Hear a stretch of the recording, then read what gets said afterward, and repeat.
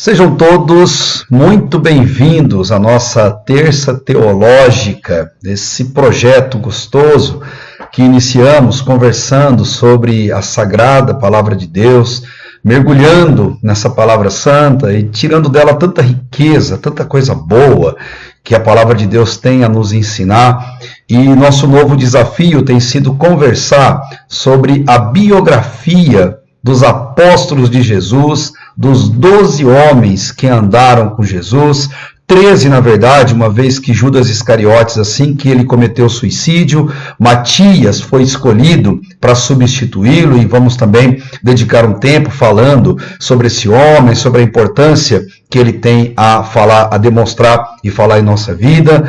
E hoje nós vamos conversar sobre Tiago. E para isso eu quero convidar você a ter papel na sua mão, caneta, ter uma Bíblia, para que a gente possa navegar por vários textos da palavra de Deus e compreendermos quem foi Tiago, qual foi a importância dele dentro da história do cristianismo e em que nossa vida pode se espelhar num exemplo tão bonito de vida dado por esse homem. Esse não, estes, pois vamos ter que dividir a nossa aula em dois blocos, um hoje, outro na semana que vem, para conseguirmos falar dos Tiagos da Bíblia com maior profundidade, concluindo na nossa próxima aula falando de Tiago Maior, esse que foi um apóstolo tão especial e que tem bastante conteúdo na palavra de Deus. Hoje, vamos entender um pouquinho a respeito dos Tiagos, pois esse nome aparece muito no Novo Testamento e, se você não observar com bastante cuidado, ele acaba gerando algumas dúvidas que talvez você possa se confundir. A nossa proposta não é estabelecer certezas, como eu sempre digo, mas remover ou diminuir as dúvidas. E para isso, vamos olhar o que historiadores, o que os pais da igreja, depois dos apóstolos, comentaram sobre a vida destes homens. O que sabemos com toda certeza? Que no livro de Atos, escrito pelo médico Lucas, ele conta em uma das suas cenas desse livro narrativo, histórico, que Jesus ele foi visto depois da ressurreição por Tiago, depois por todos os apóstolos, já dando para a gente a impressão de que esse Tiago, que Jesus foi se encontrar com ele assim que ressuscitou, não era o Tiago ou os Tiagos que faziam parte do grupo dos apóstolos. Mas por que Jesus foi até esse Tiago? Que Tiago é esse? Qual a relevância desse Tiago e dos demais dentro da palavra de Deus? Tiago, que é o nome tão comum entre as pessoas, entre os cristãos, muitos filhos são batizados com esse nome e hoje você vai ter a oportunidade, querendo Deus, de entender a importância, a relevância de quem foi Tiago. Vamos à primeira conclusão. Tiago era um nome muito comum no ambiente judaico, no ambiente hebraico e aramaico. Dentro daquele ambiente, batizar o filho com o nome de Tiago tinha muita relevância. Naquela época, nome representava caráter. Quando você quer ou queria expressar o caráter de alguém, o que se esperava desse alguém, batizava-se essa pessoa com aquilo que você projetava para ela no futuro. Então, se alguém quisesse que o filho fosse um nome de peso dentro do judaísmo, ele batizava essa pessoa, por exemplo, com o nome de Tiago, que é uma variante do nome hebraico Iacobos ou Jacó. Tiago e Jacó é o mesmo nome, são variantes apenas do mesmo nome. E é importante você saber disso, porque você vai ver a relevância que esse nome tem dentro do contexto bíblico, do contexto judaico. E é isso que vamos conversar inicialmente. Iacobos é Jacó. Era muito comum os judeus batizarem seus filhos com esse nome. E por que eles faziam isso? Porque eles reconheciam a importância, a relevância, e eles queriam marcar exatamente o que no caráter daquele filho? Que ele fosse um grande judeu durante a sua vida, um cumpridor das leis, um conhecedor das leis, e que fosse extremamente fiel. Esse era o propósito, de se batizar o filho com esse nome. Como hoje, na cultura brasileira de origem portuguesa, batizar uma filha com Maria é porque a família expressa a sua fé católica e acaba batizando a filha com esse nome. Ou com o nome de algum dos santos, dos muitos santos do panteão católico. Naquela época era a mesma coisa, batizava-se o filho com aquilo que se espelhava, que se esperava. Quando um pai, uma mãe, batizava o filho com Iacobos ou Tiago, esperava-se dele que ele fosse um grande judeu.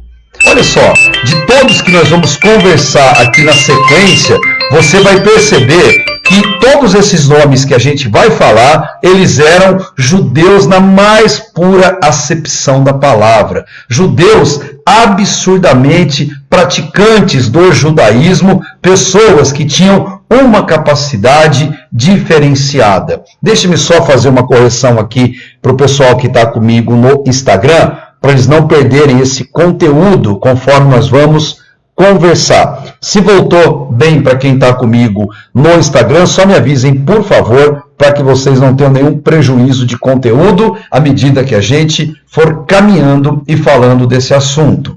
Iacobos, ou Tiago, um nome extremamente judeu. Eu estou insistindo um pouco nisso para você entender que durante a nossa fala, durante o nosso estudo, você vai perceber que muitos Tiagos aparecerão e por conta disso as dúvidas são naturais.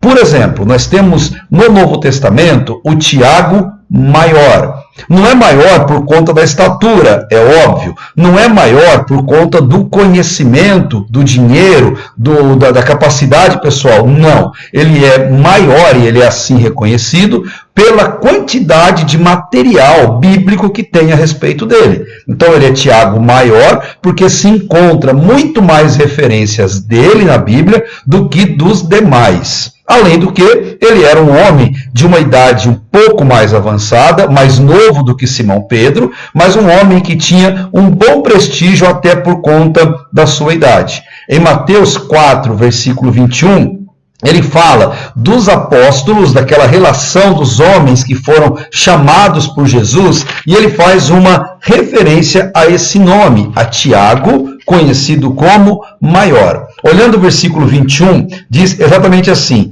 passando mais adiante, está contando a história de Jesus escolhendo os seus discípulos, passando mais adiante, viu outros dois irmãos, Tiago, filho de Zebedeu, e seu irmão João.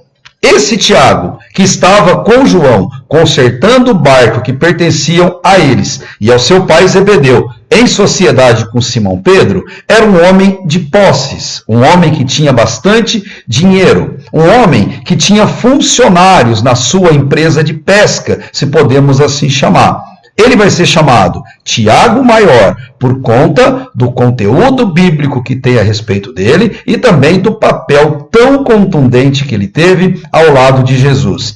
Quanto ao Tiago Maior, nossa próxima aula, exclusivamente vamos falar sobre ele.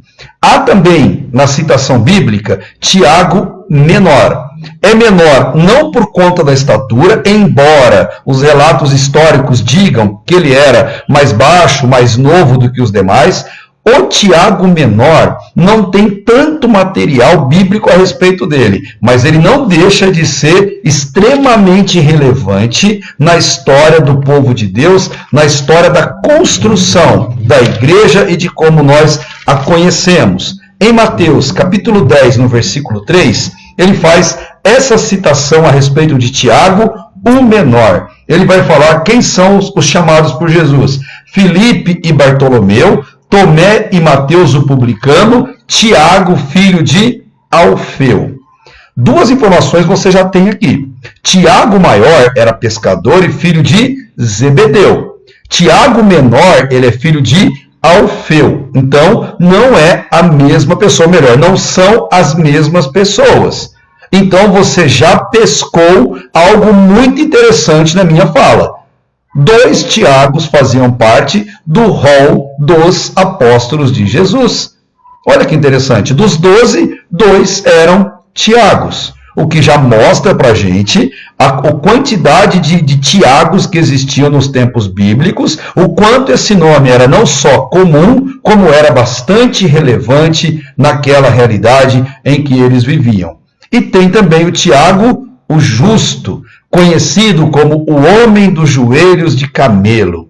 Tiago, o justo, em Atos, no capítulo 12, vai fazer uma referência bem interessante sobre ele, e depois também ele vai aparecer em alguns outros textos, e vai produzir uma carta que, querendo Deus, a gente conclui nossa aula falando dela e da importância que essa carta tem. Em Atos, capítulo 12, versículo 17, faz uma menção a ele, dizendo assim: mas acenando-lhes com a mão para que fizessem silêncio, porque aqui, Herodes está querendo executar a Pedro, executar a Tiago, então nesse ato manda que façam silêncio, e ele lhes contou como o Senhor o havia tirado da prisão. Aqui no caso é Pedro fazendo a narrativa diante daquele quadro de Herodes querendo fazer a execução deles. Ele diz: contou como o Senhor tinha tirado da prisão e disse: anunciai isso a Tiago e aos irmãos. Pedro, o grande Simão Pedro, o contraditório Simão Pedro, o apóstolo mais parecido com a gente, ele prestava contas a Tiago, o que nos mostra que Tiago, o justo, era um homem de muito peso dentro da igreja primitiva, porque o próprio Pedro, o grande Pedro, prestava contas a ele, e veremos que não só Pedro, Paulo também prestava contas a esse Tiago. Temos Tiago maior, muito material. Tiago menor, pouquíssimas referências sobre ele, sobre o seu legado, sobre o seu trabalho apostólico. E Tiago, o justo, que embora saibamos pouco dele, nós temos o seu legado registrado em uma carta para a posteridade, para alimentar as nossas almas até os dias de hoje. Comecemos a falar de Tiago menor. Já sabemos que é Tiago menor por conta da sua pouca referência dentro dos textos bíblicos. Não de sua pouca importância, esse homem foi de uma importância maravilhosa dentro do contexto do povo de Deus. Aliás, uma grande verdade deve saltar aos nossos olhos, não é pelo quanto se fala de um servo de Deus, que demonstra o quanto esse servo de Deus é importante. Servos de Deus são importantes quando estão nos holofotes, quando estão nas mídias sociais, mas servos de Deus são igualmente importantes ou mais quando estão na obscuridade, quando eles atuam nas sombras, quando eles estão longe dos holofotes, mas estão totalmente perto da graciosa mão de Deus. Tiago menor, ele não estava nos holofotes. Os textos bíblicos falam muito pouco sobre ele, mas o que falam sobre esse homem já alimenta e muito a nossa alma, o nosso coração. Mateus capítulo 10, versículo 3, já fiz a leitura agora há pouco, mas vale a pena fazer a lembrança, fala da lista dos apóstolos e diz que ele era filho de Alfeu. Então já sabemos quem era o pai de Tiago menor, era Alfeu. Um outro detalhe importante é descobrirmos quem é a mãe dele. A Bíblia nos aponta quem foi a mãe e quem foi o pai de Tiago menor. O pai foi Alfeu e a mãe dele, observando o Evangelho de Marcos, bem no finalzinho dele, no capítulo 15, versículo 40, ele conta pra gente quem foi a mãe desse rapaz, desse apóstolo, um dos Tiagos que seguia diretamente a Jesus. Capítulo 15, versículo 40, diz assim: e algumas mulheres também estavam ali, falando aqui da crucificação de Jesus, olhando de longe. Entre as quais, as mulheres que estavam ali olhando a crucificação, estavam Maria Madalena, Maria, mãe de Tiago, o mais novo, e de José e Salomé. Olha que interessante. Quem estava lá? Maria Madalena e uma Maria que é mãe de Tiago. Qual Tiago? O Tiago menor. Não o Tiago maior. Por que não o maior? Porque a mãe dele era Salomé. E o texto bíblico vai dizer para a gente aqui que Salomé estava também no grupo. Gente, olha que interessante. Aqueles homens, eles seguiram a Jesus de perto. E notem que em muitos casos a mãe deles também seguia, que o seguir Jesus era um ato familiar. O filho ia, a mãe ia junto. Nós sabemos que essas mulheres sustentaram o ministério de Jesus por mais de 3 anos. Era delas que vinha o dinheiro, era delas que vinha o cuidado para as refeições, para o cuidado médico deles. Essas mulheres é quem faziam isso. E na crucificação do Senhor, os homens fugiram um a um, só João ficou. E todas as mulheres estavam lá. Maria Madalena, Salomé, Maria, mãe de Alfeu, esposa de Alfeu e mãe do Tiago Menor, lá estavam elas, firmes ao lado do Senhor, acompanhando a crucificação, chorando desesperadamente diante de tamanha crueldade que fizeram com o nosso Senhor. Tiago Menor é esse homem, um dos apóstolos de Jesus, filho de Alfeu, filho de Maria, que era outro nome extremamente comum naquele contexto, e esse homem que muito pouco legado deixou na história da Bíblia, a gente não encontra praticamente nada. Ele tem uma relevância muito importante dentro do reino de Deus, dos propósitos eternos de Deus para a vida de todo cristão.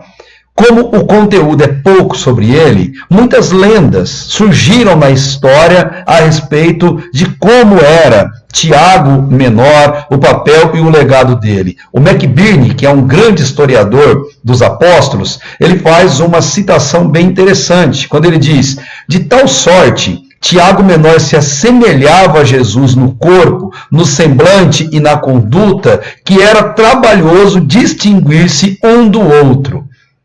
Isso tem muito material histórico fora da Bíblia que conta o que a gente acredita ser uma lenda, mas pode ter um fundo de verdade. Tiago Menor, ele era muito parecido com Jesus em sua fisionomia. Por conta de ser muito parecido com Jesus, atribui-se ser esse um dos motivos que Judas Iscariotes avisou os soldados que ele beijaria Jesus para mostrar quem deveria ser preso e levado para ser crucificado. Eles não poderiam cometer o equívoco de prender a pessoa errada. Por pessoa errada, entende-se que eles poderiam prender o nosso Tiago Menor no lugar de Jesus, dado a sua semelhança física com o Mestre. Olha que interessante. Até por idade, eles poderiam ter todas essas semelhanças e justificaria o beijo de Judas para que eles não errassem e prendessem a pessoa certa. Bom, verdade ou lenda? Tem muito que pode sim ser verdadeiro nisso. Mas o que há de lendário sobre esse assunto vem dos detalhes.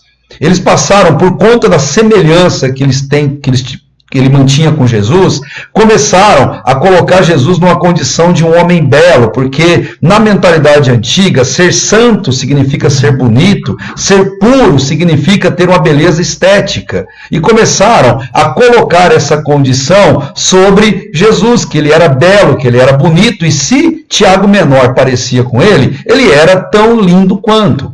Lê do engano associar santidade com beleza física, quando na verdade ela é interior. E por conta disso, os quadros renascentistas que foram pintar a imagem de Jesus colocaram ele com uma fisionomia bastante europeia, com pele de cor europeia, com cabelo europeu, bem a estilo italiano. Então aquilo que se conhece como uma suposta imagem de Jesus é muito mais a imagem de um cidadão europeu da época renascentista do que do próprio Jesus verdadeiro lá da época da Judéia. Não parece em nada com Jesus. Então, Tiago Menor, se ele era parecido com Jesus, uma certeza nós temos: ele não era uma pessoa de aparência física, não era belo. De onde tiramos isso? Isaías 53, especificamente no versículo 2, diz que Jesus ele não tinha beleza e nem formosura, a tal ponto que nada nele chamava a atenção fisicamente. Olhando para ele, você não teria uma atração física pelo que ele representava. Jesus, ele era essência em si. Não era o que ele parecia, era o que ele era em si. Ele era puro amor, ele era puro perdão, pura misericórdia. Então, se Tiago Menor, de alguma forma, tinha uma semelhança física com Jesus, o que é possível, ele não era uma pessoa bonita nos padrões europeus e nos padrões ocidentais de hoje, como nós conhecemos. Até porque não é na beleza que destaca-se a sua santidade, o seu amor pela humanidade. Quem se preocupa extremamente com a beleza física, com a autoimagem, certamente não é Jesus, não foi Jesus, certamente não foi Tiago, o menor. Mas o texto de Marcos, no capítulo 15, versículo 40, faz uma citação muito interessante dele, quando diz que ele era filho de Maria e fala que ele era o mais novo. No grego usa a palavra mikros para dizer pequeno. E essa é uma dica interessante. Pode ser pequeno porque ele é mais novo, ou seja, diante da idade dos outros, de uma divisão cronológica, ele é o menor. Faz sentido. Então ele é pequeno no sentido de idade menor do que os demais. Mas também pode ser que ele tinha uma estatura menor do que os demais, o que não é nem um pouco improvável. Seja como for, ele era mais novo que todos e ele era considerado o menor de todos. Não pelo caráter, não pelo legado, não por aquilo que ele deixou para todos nós como um registro póstumo das suas qualidades, e foram muitas qualidades que esse homem representou para todos nós. Mas olha só, um dia o legado de Tiago Menor, ele teve fim. Nós não sabemos o que ele fez depois da morte de Jesus. Eu sei que ele saiu para o campo missionário, levou a mensagem mundo afora, mas não há relatos. Para onde ele foi, quem ele evangelizou, como foi toda a história da vida dele. Muito possivelmente ele ficou pela Judéia, evangelizando os seus irmãos judeus, já que o nome dele é Jacobus, esperava-se muito dele entre o povo judeu. E acredita-se que ele morreu com 90 anos, serviu ao Senhor, alcançou avançada idade, morreu com 90 anos, e conta-se que ele estava pregando no templo, e pregando a mensagem do amor de Cristo, e aquilo deixou os judeus furiosos, porque eles não admitiam essa verdade, pois essa verdade incomodava os ouvidos deles, que não acreditavam que Jesus fosse o Messias. E por não acreditar nisso, eles avançaram sobre esse homem idoso, e avançando sobre esse homem, eles jogam ele de onde estava no templo e vão até embaixo, onde ele está todo machucado, e com pedras eles acabam executando ele. Ele morre apedrejado aos 90 anos. O que mais sabemos de Tiago Menor? Nada muito além disso. O que tem mais sobre ele são lendas que em nada vão edificar a nossa vida, conhecer. Mas uma coisa é certa: Tiago Menor, ele viveu na obscuridade, ele viveu longe dos holofotes, ele não fez questão de aparecer e de mostrar o que ele estava fazendo, mas com toda certeza, Tiago Menor trouxe muitos para Cristo durante o seu ministério, durante a sua vida missionária. Tiago Menor viveu para Jesus e morreu por Jesus, estando na glória do lado dele. Isso já nos basta conhecer. Queridos, a humildade está muito mais em não ser visto pelos homens, mas sempre estar reconhecido por Deus. É bem o que Jesus ensinou a ele como seu apóstolo e a todos nós no Sermão do Monte, quando ele diz em Mateus 6, o que a mão direita faz, a mão esquerda não precisa saber. A vida cristã, ela não deve ter ostentação, pois a vida cristã, ela é vivida em oculto, e em oculto Deus recompensa. Tiago Menor encerrou a sua existência, mas não é só ele que nós temos como Tiagos para a gente conversar dentro da palavra de Deus. Tem também Tiago, o justo. Tiago, o justo, ele tem um papel fundamental na história do cristianismo à medida que ele passou a crescer. Mateus, capítulo 13, versículo 55, nos dá uma informação muito interessante sobre ele, que vale a pena você saber já de pronto, quando falarmos sobre ele. Ele é considerado Tiago justo, e em Mateus 13, 55, fala exatamente da sua familiaridade com Jesus. e era muito familiar mesmo. Diz assim: não é este o filho do carpinteiro? Quando Jesus foi rejeitado em Nazaré, as pessoas perguntaram: bom, não é esse o filho do carpinteiro? Sua mãe não é Maria? E seus irmãos? Diz que ele tinha irmãos aqui, Adelfos, no grego, irmão mesmo de carne e osso, Tiago, José, Simão e Judas. Essa mulher que está aí fora não é Maria, a mãe de Jesus, e os que estão com ela não são os seus irmãos. E qual é o primeiro deles? Tiago. Jesus tinha um irmão de sangue chamado Tiago, que é considerado Tiago o justo. Era o irmão, depois de Jesus, mais velho que os demais irmãos, e esse irmão recebe o nome de Iacobus, Tiago, para representar o quão judeus a família era. Jesus era judeu, Maria, judia, José, judeu. Eles não tinham nenhum desejo de banir com o judaísmo, muito pelo contrário. Eles queriam mostrar que Jesus era a consumação das promessas feitas no Antigo Testamento. Jesus era o Messias, o Machia profetizado no Antigo Testamento. Jesus veio para os seus, para os judeus, mas João diz: os seus não o receberam. Jesus, ele tinha irmãos. Isso significa o que para a gente? Maria não se nega a virgindade de Maria, pois negar a virgindade de Maria é negar a divindade de Jesus. Maria esteve virgem até o nascimento de Jesus, e o texto bíblico vai dizer que depois eles passaram a viver como marido e mulher, e consequentemente tiveram outros filhos. Deus os abençoou, com uma família grande, inclusive, pois diz que eles tiveram irmãs, não fala quantas, mas se são no plural, pelo menos 2 irmãs essa família tinha. Era uma família de no mínimo 7 pessoas. Tiago Justo, meio irmão de Jesus. Meio irmão por quê? Tiago Justo é filho de José e de Maria. Jesus é filho de Deus e de Maria, como nós sabemos.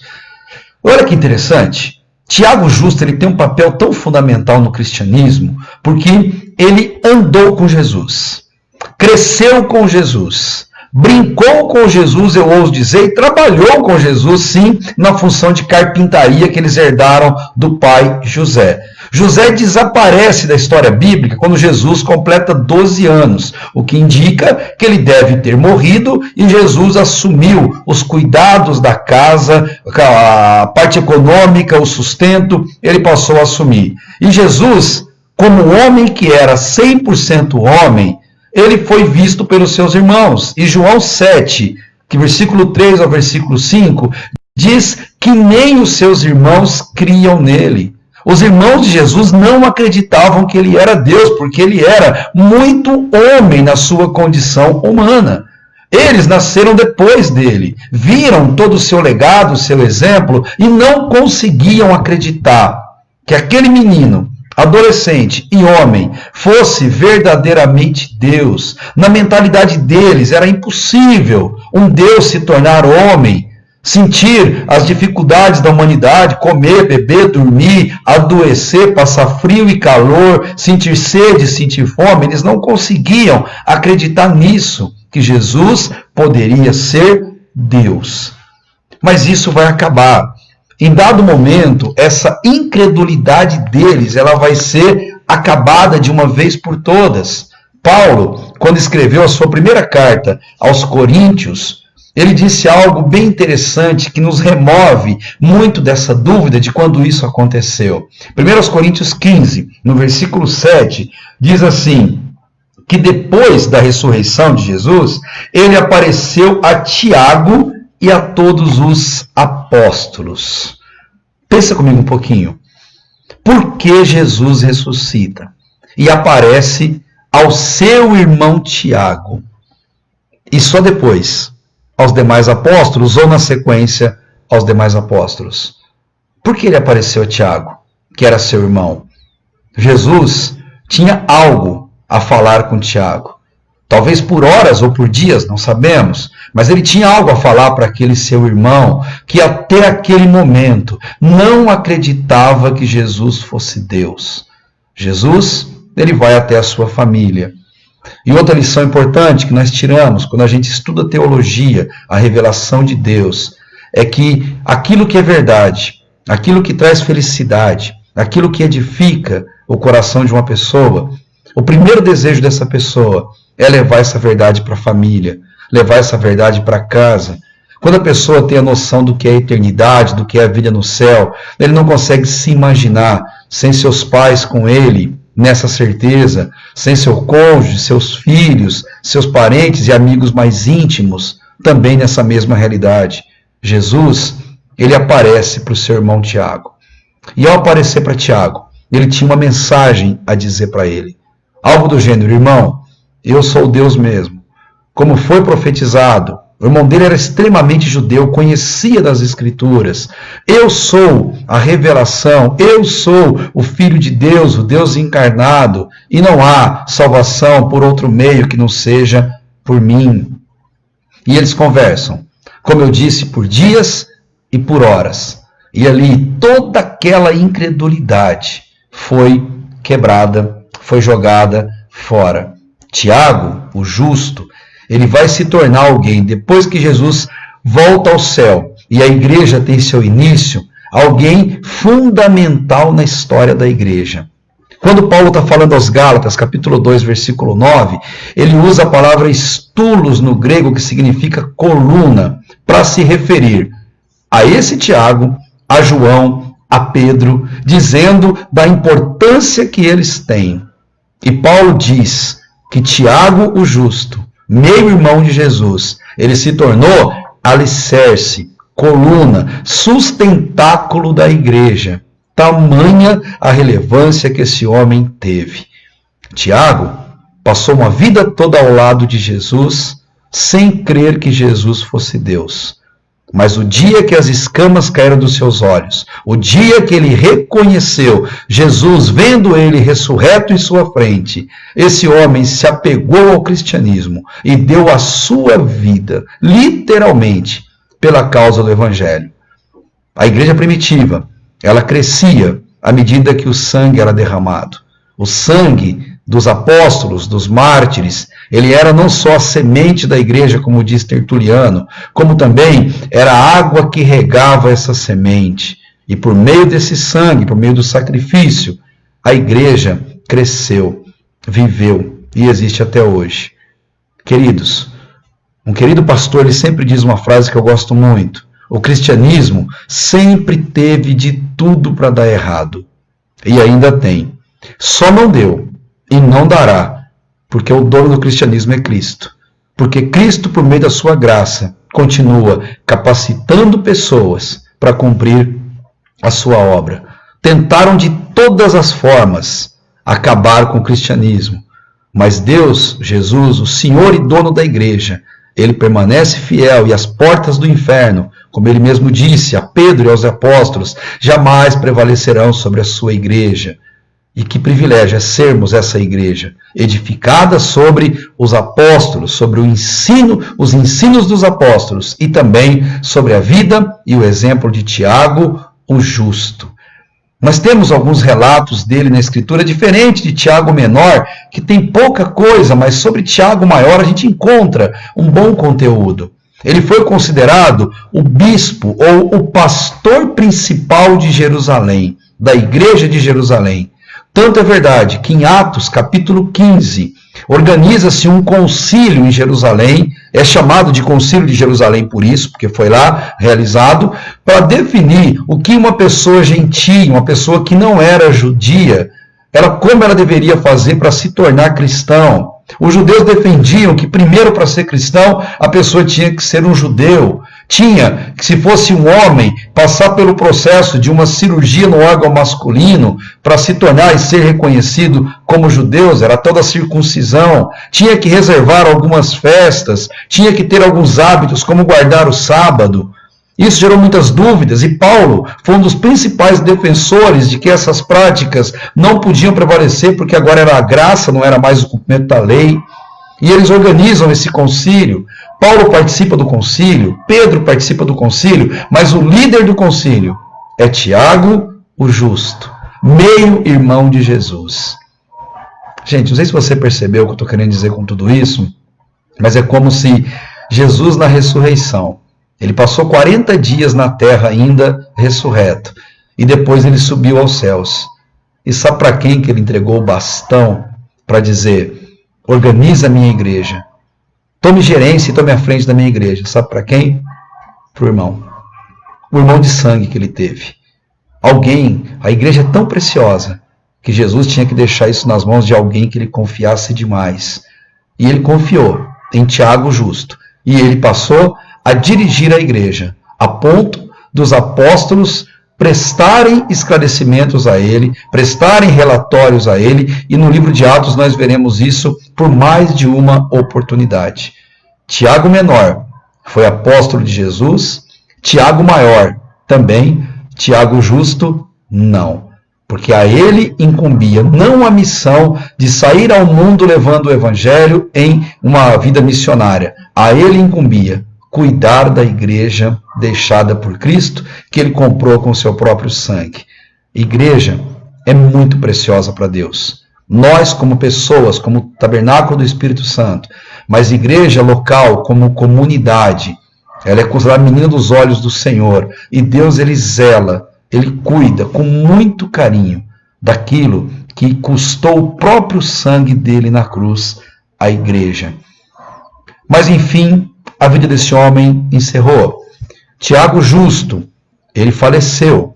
Eusébio de Cesareia, ele conta no livro História Eclesiástica, um livro fantástico sobre história daquele período que recomendo a qualquer um que quer se aprofundar no assunto. E Flávio Joséfo, que escreveu Antiguidades, também outra obra muito bacana sobre história do povo judeu daquela época, do povo romano e de como as coisas sucederam ali na época de Cristo, um pouco antes e um pouco depois.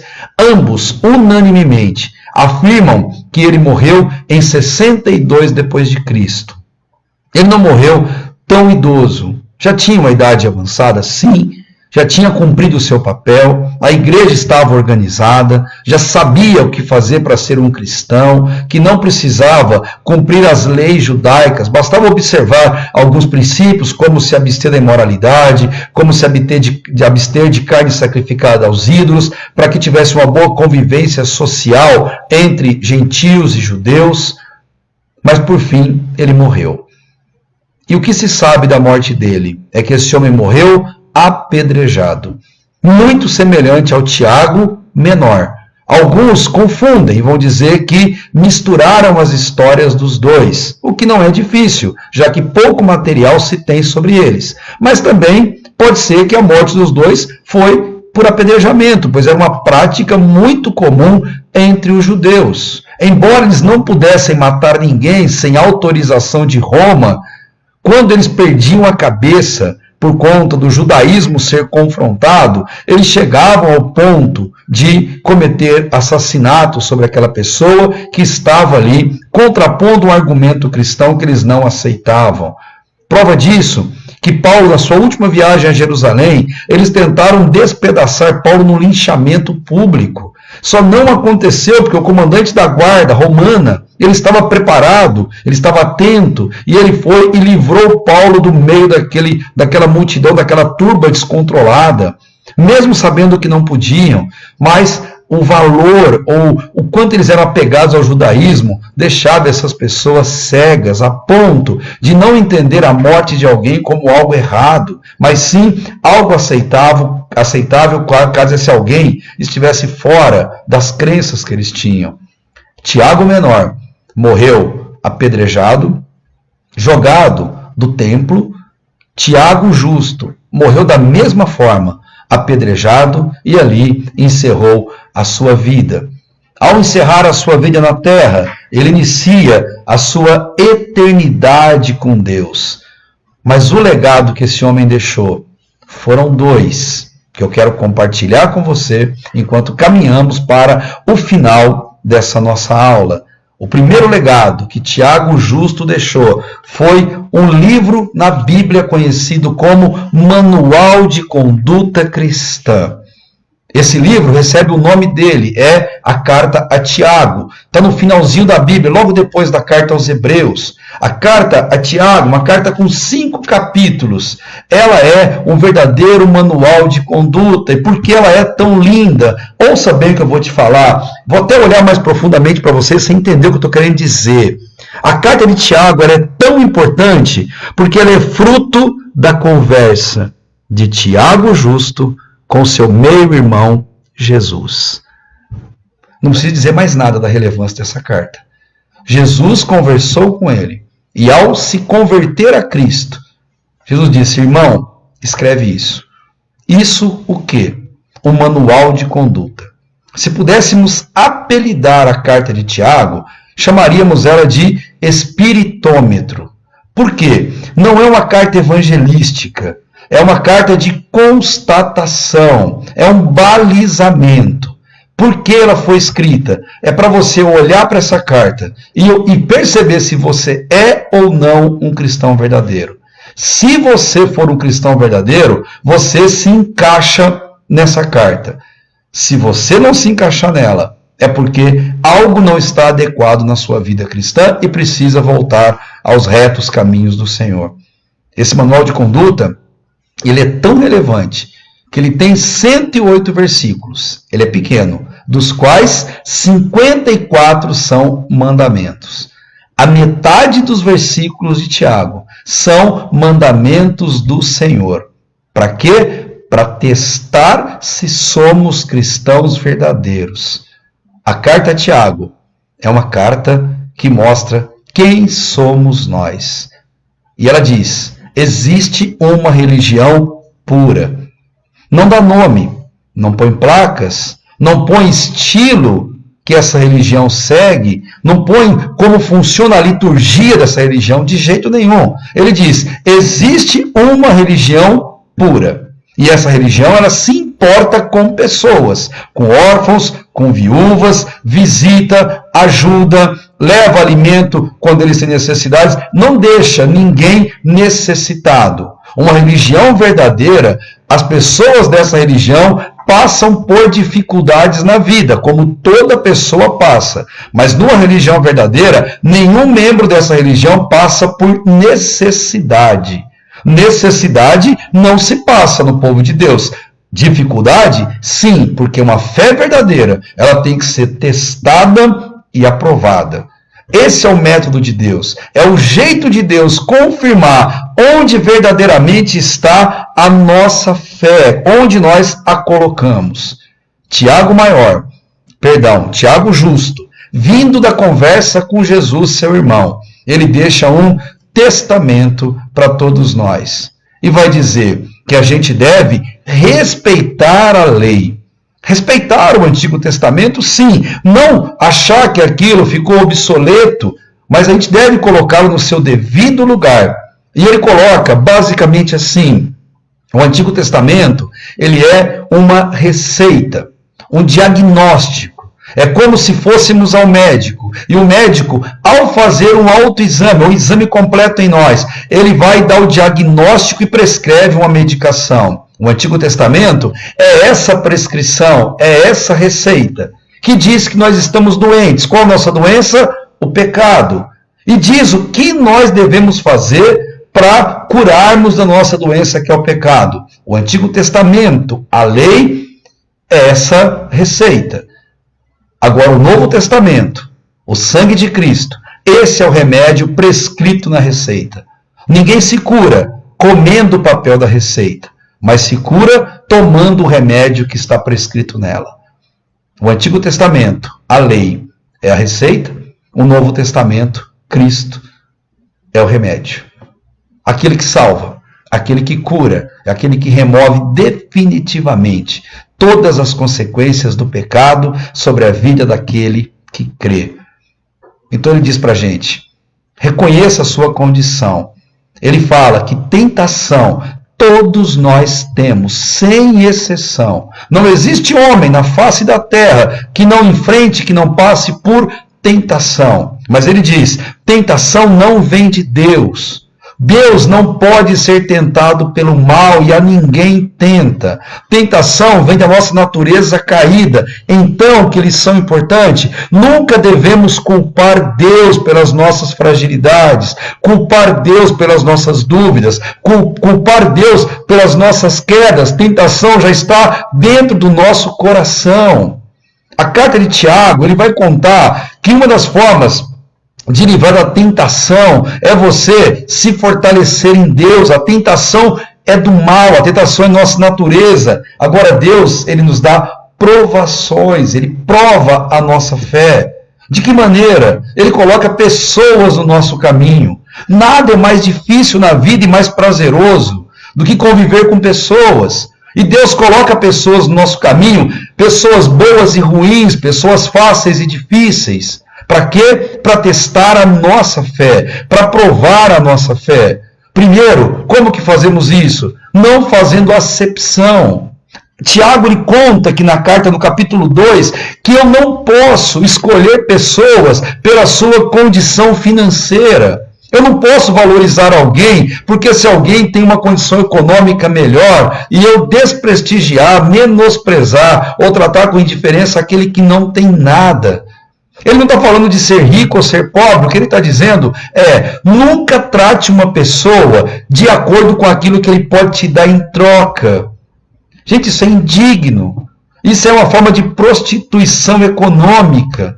Tratar bem quem pode me dar algo em troca. O verdadeiro cristianismo, ele trata bem a todas as pessoas, principalmente aquele que não tem condição de te dar nada, absolutamente nada em troca. Tiago justo aprendeu isso, porque antes ele fazia acepção. Ele não achava que seu irmão fosse Deus. Ele achava uma tremenda perda de tempo. O irmão dele parar com o emprego de carpinteiro e ficar por mais de 3 anos indo nas comunidades, curando prostitutas, pessoas em cemitério, endemoniados, doentes, aleijados. Ele achava uma perda de tempo porque ele fazia acepção. E ninguém melhor do que aquele que passou pelo problema, pela frustração e pela dor, vir e falar para nós, olha, não faça como eu fiz, aprenda com o meu erro. E não seja assim, não faça acepção de pessoas. Queridos, não trate alguém melhor porque ele tem algo para te dar, desprezando a causa do mais frágil, do mais fraco. Lidar com pessoas, inevitavelmente, nos leva a falar sobre elas. E Tiago ele vai dizer, porque ele também deve ter feito muito isso, falar do mal de Jesus, do ministério dele, dos apóstolos dele, mas ele diz, cuidado com a língua, refreie a sua língua. Ela é tão pequenininha, mas é como um grande navio, ela é o leme, ela que faz ele virar para um lado ou para o outro. E ele diz que se a gente quer ser feliz, a gente deve cuidar da nossa língua, cuidar do que a gente fala. Onde ele aprendeu isso? Com Jesus. O mesmo Jesus que lá em Mateus, capítulo 6 também, no capítulo 5 melhor, ele vai dizer de Mateus que a língua, aquilo que a gente fala, a gente pode matar as pessoas. A língua é a maior arma, o maior gatilho que comete homicídios quando falamos mal, quando menosprezamos alguém. E Tiago diz, um cristão verdadeiro, ele não faz acepção de pessoas. Um cristão verdadeiro, ele pratica boas obras. Um cristão verdadeiro lida e luta com as suas tentações. Ele não fala mal das pessoas. Um cristão verdadeiro, ele não cobiça o que é do outro. A inveja é não querer que o outro tenha o que tem. A cobiça é querer ter o que o outro tem. Um cristão verdadeiro não inveja. Um cristão verdadeiro não cobiça a riqueza dos outros, porque por detrás do amor ao dinheiro está a raiz de todos os males. E você é um cristão verdadeiro? A sua fé se amolda aos princípios de Tiago, dos 54 mandamentos, dentre os 108 versículos que essa carta nos mostra? Ele diz, a sua fé, ela só é verdadeira se ela for provada pelas obras. Porque uma fé sem obras, ela é morta. O que Tiago está falando? Quem tem uma fé verdadeira, ele pratica boas obras, para não receber nada em troca. Isso é fé. Se alguém diz ter fé e pratica boas obras para ter uma contrapartida, uma contraprestação, por exemplo, para ir para o céu, para merecer uma boa saúde, para merecer uma bênção de Deus, está completamente equivocado. As boas obras, elas são consequências da fé de alguém que crê verdadeiramente em Cristo. As boas obras não são o caminho para se obter fé. São a prova de que você já as tem. Cristão verdadeiro vive assim. Pratica isso. Leva isso a sério na sua vida. E faz isso, especialmente para quem não tem condição de te dar nada em troca. E por último, uma prova de que você é um cristão verdadeiro. Você pratica oração. Para Tiago, o cristão verdadeiro, ele ora. E o que é oração? Um bate-papo com Deus. Oração é uma dependência com Deus. Oração não é tentar mudar Deus, mudar seus desígnios e fazer com que Deus faça a nossa vontade. Oração é depender de Deus, mesmo contrariando o que nós queremos. E dizer, Senhor, seja feita a sua vontade. Oração é a essência de um cristão. Para Tiago, vale uma frase que eu gosto muito. Todo cristão precisa orar mais. Porque por mais que você ore, você nunca terá orado o suficiente. Tiago morreu em 62 depois de Cristo. Tiago, o homem justo, morreu apedrejado, mas a história fez questão de registrar o seu legado como o homem dos joelhos de camelo. Poucos homens recebem uma frase de efeito para fazer referência ao seu nome. Ele é um deles. O homem dos joelhos de camelo. Sabe por quê? Era nítido os calos e os desgastes no joelho desse homem, de tanto que ele ficava em oração, de tanto que ele se dedicava a orar, a se consagrar e a se colocar diante de Deus. Que exemplo para mim, para você, para a nossa vida. E assim encerramos a nossa aula de hoje, falando de Tiago menor, falando de Tiago também, esse Tiago o justo.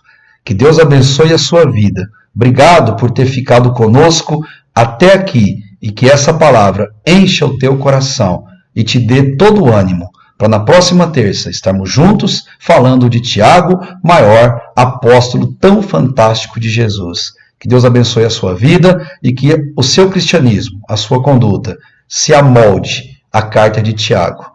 Obrigado de todo o coração. Nos vemos na próxima oportunidade, se Deus assim permitir. Fiquem todos na paz e na graça de nosso Senhor e Salvador Jesus Cristo.